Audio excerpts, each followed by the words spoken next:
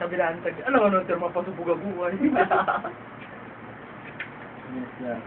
Alright. Paporpo sa apon ko. Ang lipo niya up. Ang gulo ni sir. Ano na puro usap sa kutsi Marito? Uy, ito na nito to, itong ano. Nasa Ito. sa kami ni Paulo?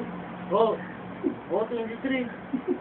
Itong apod pa sa itong culture na kita, pero apod pa sa Dahil dito to sa Trader Square, G, na ito daw mag... Puno ko niya Marito, but trip. G, ito daw magayunon. Ito di ko tanda. Hindi ko si Marito pala. Halida sa Trader Square sa taas, magayun da. Pagbaba niya da.